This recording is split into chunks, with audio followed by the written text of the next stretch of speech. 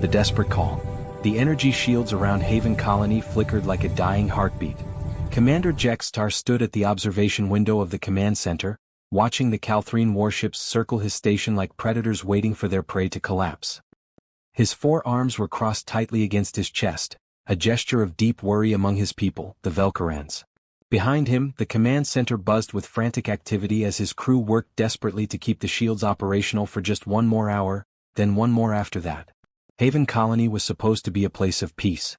Built at the edge of Coalition space, it served as a research station where scientists from 20 different species worked together to study ancient civilizations and share knowledge. There were no weapons on the station beyond basic security equipment. There were no soldiers beyond a small peacekeeping force. The 3,000 souls aboard Haven Colony were scholars, engineers, families, and children. They were dreamers who believed the galaxy had moved beyond war. The Calthrine had proven them wrong. Jextar had never seen a Calthrine warrior before 3 weeks ago. Now he wished he never had. They were massive creatures, standing nearly 3 meters tall, with thick armored hides that could deflect most energy weapons. Their faces were angular and cruel, with rows of sharp teeth and eyes that glowed like hot coals. But it was not their appearance that made them so terrifying. It was their reputation. The Calthrine Empire had been expanding aggressively for the past decade, swallowing smaller territories and enslaving peaceful species. The Galactic Coalition had tried diplomacy, sanctions, and warnings. Nothing worked. The Calthrine believed that strength was the only currency that mattered in the universe. They respected power and despised weakness. Haven Colony, with its scholars and families and lack of defenses, represented everything they despised. Lieutenant Sarna approached Jextar cautiously. She was a young Velkaran with bright green skin and nervous energy that made her movements quick and jerky. Her voice trembled as she spoke. "Commander, the shield generators are down to 18% capacity. Engineering says we have maybe 30 hours before complete failure. 40 if we shut down life support to the outer sections." Jextar closed his eyes. 30 hours. The Coalition fleet would not arrive for 18 days. The mathematics of their survival were simple and brutal. They had no chance. "Have the Calthrine responded to our latest communication?" he asked, though he already knew the answer. "Yes, sir. The same message as before. Surrender the station and all personnel will be processed as prisoners. Resist and everyone dies." Sarna paused, her voice dropping to a whisper. "Commander, you know what they mean by processed. We have all heard the stories from the occupied territories." Jextar knew. The Calthrine did not take prisoners in the traditional sense. They took slaves, soldiers for their armies, subjects for their experiments. The survivors from worlds the Calthrine had conquered spoke of horrors that made death seem like mercy. Behind them, the command center doors opened, and Dr. Thane Wexler shuffled in. He was old, even by Velkaran standards, his skin faded to a pale gray and his movements slow and deliberate. Wexler was the station's head of historical research, a scholar who had spent 60 years studying ancient galactic civilizations. He rarely left his laboratory in the lower decks, and his presence in the command center was unusual. "Commander Jextar," Wexler said, his voice raspy with age. "I need to speak with you privately. It concerns our situation." Jextar wanted to dismiss him. He had 1,000 crisis situations demanding his attention. But something in the old scholar's eyes made him pause. There was a strange intensity there, a spark of something that might have been hope or might have been madness. "My office," Jextar said. 5 minutes. They walked together through the corridors of the station. Everywhere Jextar looked he saw fear.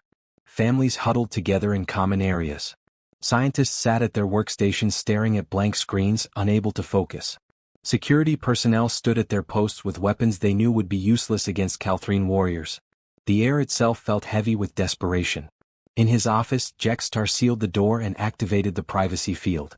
"Dr. Wexler, I hope you have not come to tell me about some ancient prophecy or historical parallel.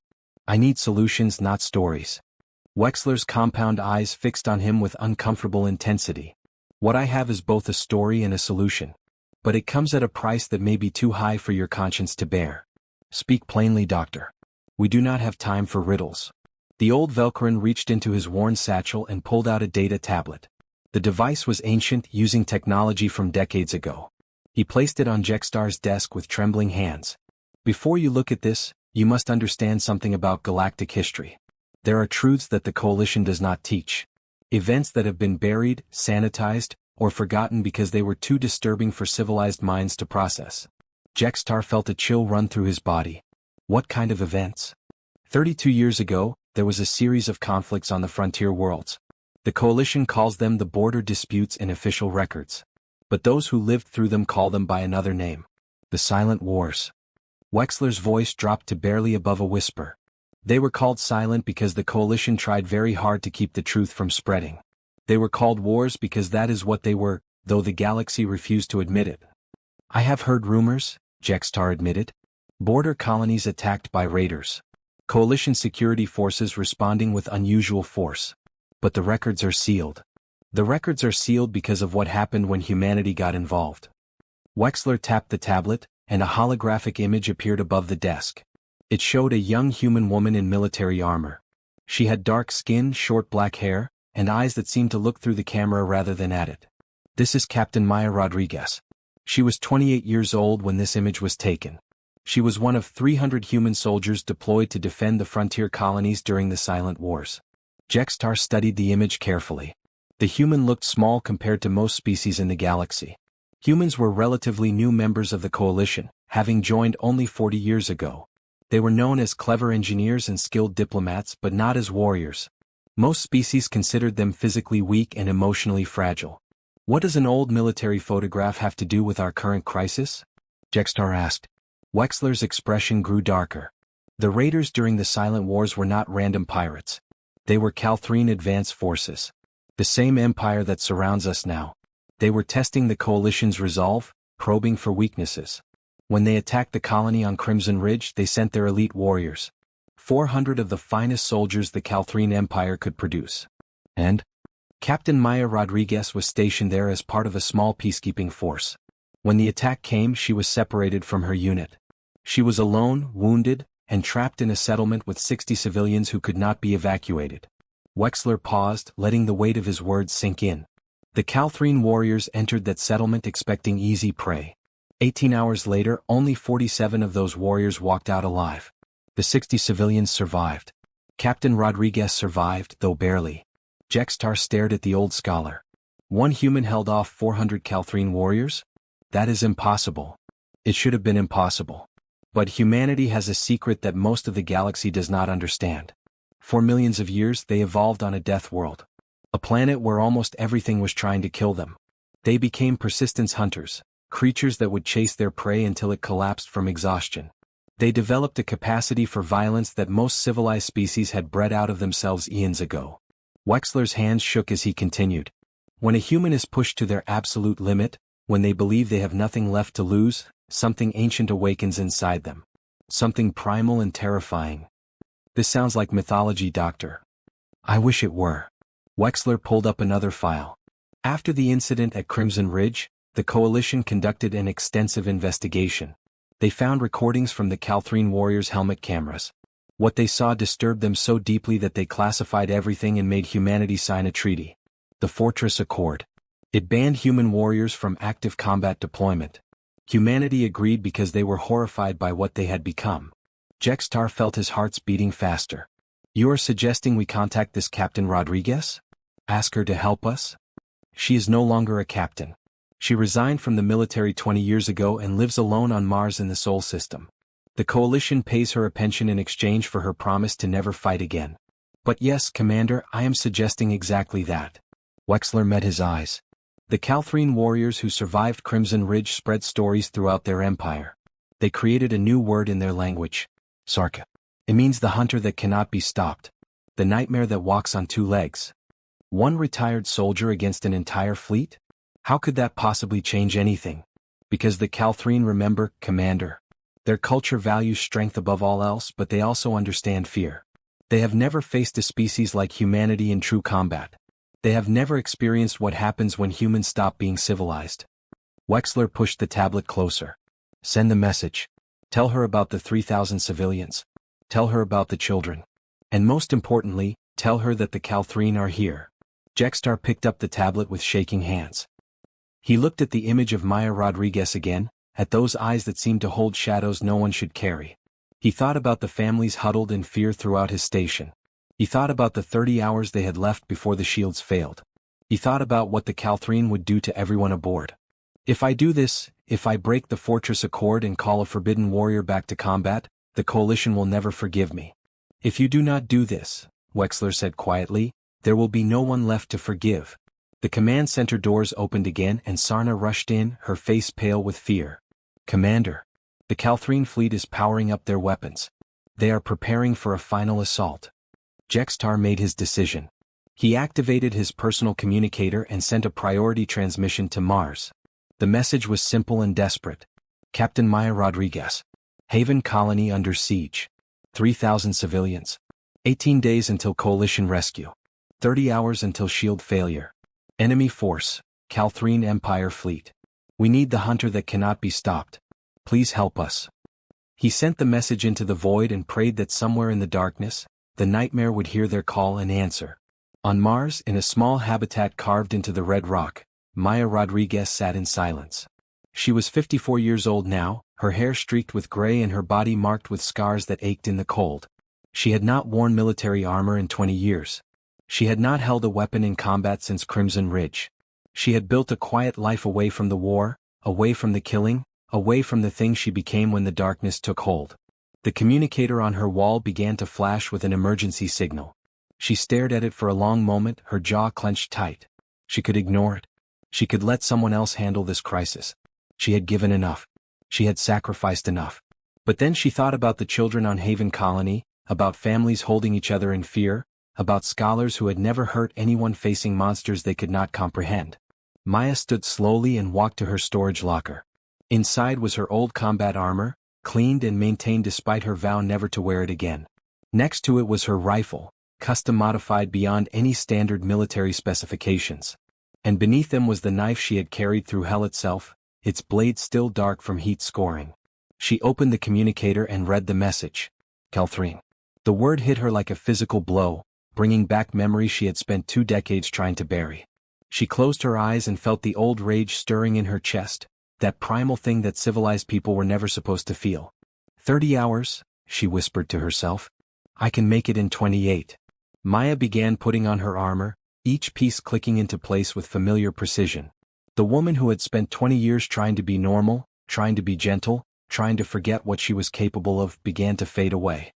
In her place emerged something the galaxy had hoped never to see again. The hunter was waking up. And the Calthrine Empire was about to remember why humanity had been forbidden from war.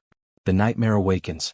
Maya Rodriguez's ship cut through the darkness of space like a blade through silk. The vessel was small, barely larger than a standard transport shuttle, but it had been heavily modified over the years. Reinforced hull plating, military-grade engines, and stealth systems that should not have existed on a civilian craft. Maya had told herself she kept the ship maintained out of habit, but deep down she had always known the truth. She had been waiting for this call. The journey from Mars to Haven Colony took 26 hours of hard burn. Maya spent most of that time in the cockpit, her hands steady on the controls, her mind focused on the task ahead. She did not sleep. Sleep would bring dreams, and dreams would bring memories of Crimson Ridge. She could not afford to remember, not yet. Not until the work was done. Through the view screen, she could see the Calthrine fleet long before her ship's sensors registered her approach. 43 warships arranged in a tactical formation around Haven Colony. Each vessel was massive, bristling with weapons and armored plating. They moved with the confidence of predators who knew their prey had nowhere to run. Maya's communication console lit up with an incoming transmission. She ignored it. The Calthrine would try to warn her off, threaten her, demand her surrender. She had heard it all before. Words meant nothing to warriors. Only action mattered. Her ship's AI spoke in a calm, synthetic voice. Captain Rodriguez, we are approaching weapons range of the Calthrine fleet. My tactical analysis suggests our chances of survival are less than 0.3%. Your tactical analysis is based on conventional combat doctrine, Maya replied quietly. Log this as training exercise protocol 7. Full autonomy granted. The AI was silent for a moment, processing the command. Protocol 7 was a relic from the Silent Wars, a combat mode that removed all safety restrictions and ethical subroutines. It turned the ship's AI from a helpful assistant into a ruthless tactical computer designed for one purpose: killing efficiently. Protocol 7 acknowledged, the AI said, and something in its voice had changed. It sounded colder now, more focused. Scanning enemy fleet for vulnerabilities. Accessing classified Calthrine military databases. beginning psychological warfare protocols. Maya leaned back in her chair and closed her eyes, letting the old instincts take over. She remembered the first rule they had taught her during her training in the Silent Wars. The human advantage was not strength or speed or technology. It was the ability to think like prey and hunt like a predator simultaneously. Humans understood fear because they had spent millions of years being afraid. And that understanding made them the most terrifying hunters in the galaxy. The Calthrine fleet finally noticed her approach. 3 destroyer-class ships broke formation and moved to intercept. Their weapon systems powered up, energy signatures blazing across her sensors like angry red stars. The lead Calthrine ship opened a communication channel.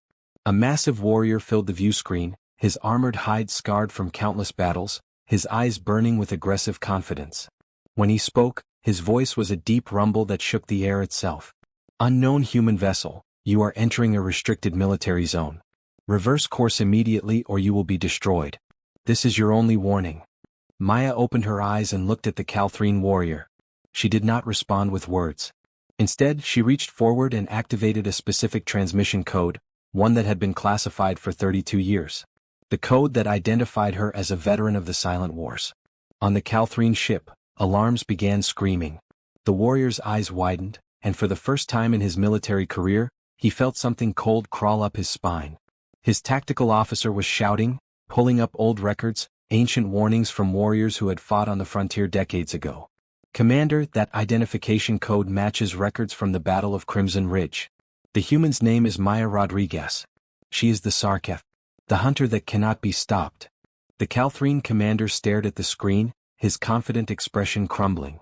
He had heard the stories as a young warrior, tales told by traumatized veterans who had survived encounters with human combatants.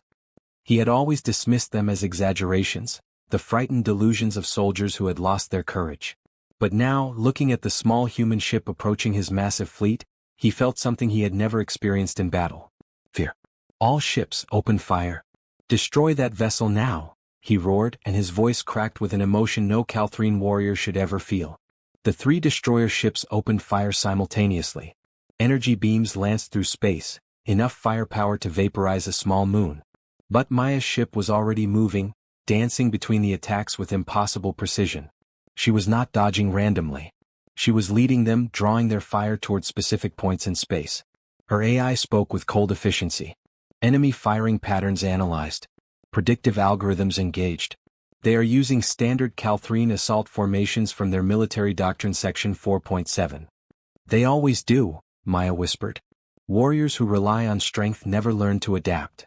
She triggered her ship's weapon systems, but she did not fire at the Calthrine vessels. Instead, she targeted pieces of debris floating in the space around Haven Colony, remnants of destroyed supply ships and shattered hull plating. Her precise shots sent the debris spinning in calculated trajectories, creating a chaotic field of high-velocity shrapnel between her ship and the destroyers. The Calthrine vessels continued their assault, their massive energy weapons tearing through space. But now their shots were hitting the debris field, creating massive explosions that filled the void with blinding light and electromagnetic interference. Their sensors went dark, their targeting systems confused by the chaos. Maya's ship slipped through the confusion like a ghost. She was inside their formation now, close enough that the large destroyer weapons could not track her movements without risking hitting each other. She activated her ship's close-range plasma cutters, tools designed for salvage work but modified for combat.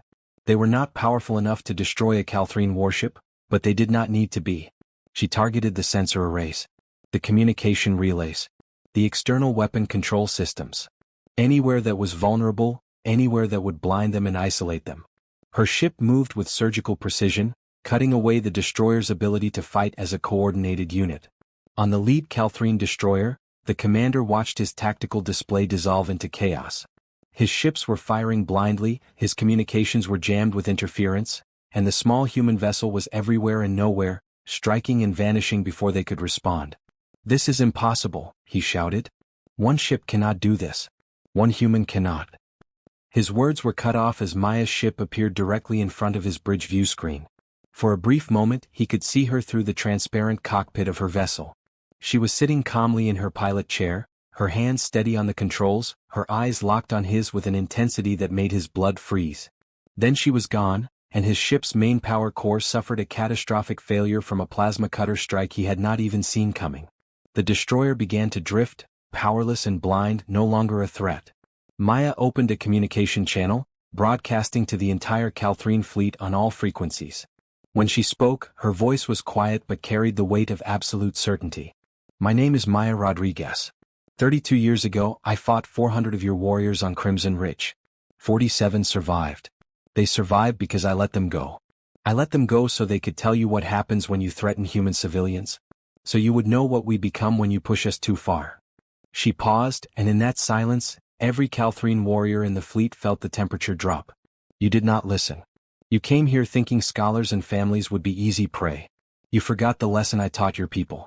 So I am here to teach it again. Maya's ship accelerated toward the main Calthrine battle cruiser, the flagship of the fleet. It was 10 times her size, armed with enough weapons to level a city, protected by shields that could withstand a sustained bombardment. It should have been invincible. I am not here to negotiate, Maya continued, her voice never rising above that quiet, deadly calm. I am not here to ask you to leave. I am here to remind you why the galaxy made us promise never to fight again. She deactivated her ship's stealth systems, letting every sensor in the Calthrine fleet see her clearly. One small vessel against an armada.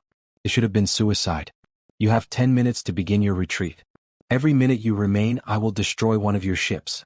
Not disable. Not damage. Destroy. Completely. Permanently. And when I am done with your ships, I will come for your warriors. One by one. In the corridors of your vessels where your numbers mean nothing. In the darkness where I was born to hunt. The Calthrine fleet commander sat on the bridge of his flagship, surrounded by his officers. They were all staring at their tactical displays, at the single human ship that had just crippled 3 destroyers in under 5 minutes. The commander had spent 40 years in military service. He had conquered 15 worlds. He had never retreated from any battle. But he had also heard the recordings from Crimson Ridge. He had listened to the terrified reports from the warriors who survived. He had seen the psychological profiles showing that 70% of those survivors were still receiving treatment for trauma 3 decades later. His tactical officer spoke in a voice that trembled. Commander, our battle doctrine recommends immediate overwhelming force. We should coordinate a fleet-wide assault and eliminate this threat before. Before what? The commander interrupted, his voice hollow. Before she does to 43 ships what she did to 3? Before she does to all of us what she did to 400 warriors on Crimson Ridge. He looked around at his officers, at the fear in their eyes, and realized something terrible. The Calthrine Empire had built its power on a simple principle. They were the strongest, the most ruthless, the most willing to use violence. But they had never faced a species that understood violence better than they did. Humans had not evolved as apex predators. They had evolved as prey animals who learned to fight back. And that made all the difference. Signal the fleet, the commander said quietly. Begin withdrawal procedures. His officers stared at him in shock. Commander, we cannot retreat. The Empire will see this as weakness. Our honor demands. Our honor demands that we survive to fight battles we can win, the commander roared, his fear transforming into rage. That human destroyed 3 of our ships without firing a single shot at their hulls. She used our own tactics against us. She turned our strength into a liability. Do you understand what that means? He pointed at the tactical display where Maya's ship circled like a patient predator. She is not fighting to win. She is fighting to teach us fear. And I will not sacrifice this entire fleet to prove a lesson I already learned. The Calthrine fleet began to move, their massive ships slowly turning away from Haven Colony. It was not a panicked retreat, but it was a retreat nonetheless. The first time in recorded history that a Calthrine military force had withdrawn without engaging in direct combat. On Haven Colony, Commander Jextar watched through the observation window, his 4 arms hanging limply at his sides in shock. Around him, the command center had fallen completely silent. Every sensor operator, every tactical officer, every crew member was staring at their displays in disbelief. Lieutenant Sarna found her voice first. Commander, the Calthrine fleet is retreating. All 43 ships. They are leaving the system. Dr. Wexler stood beside Jextar, tears running down his weathered face. I told you the stories were true.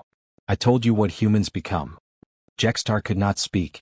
He simply watched as the Calthrine warships, those massive instruments of conquest and destruction, fled from a single human in a modified transport shuttle. Maya's ship docked with Haven Colony an hour later. When she emerged from the airlock, a crowd had gathered to see her. They expected a giant, a monster, something that matched the terror she had inflicted on the Calthrine fleet. Instead, they saw a woman of average height with gray-streaked hair and tired eyes. She moved with a slight limp from old injuries, and her hands shook just a little as she removed her helmet. Jextar approached her carefully as if she might shatter if he moved too quickly.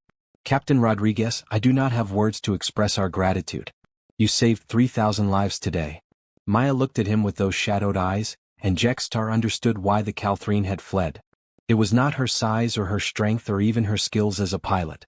It was something deeper, something ancient and terrible that lurked behind her gaze. "I did not do this for gratitude, Commander," Maya said quietly. "I did this because the Calthrine needed to remember. The galaxy needs to remember. Humans are not warriors by choice.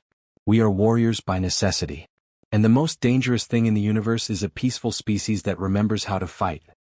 She turned to leave, to return to her ship and the quiet life she had left behind. But Jextar called out to her.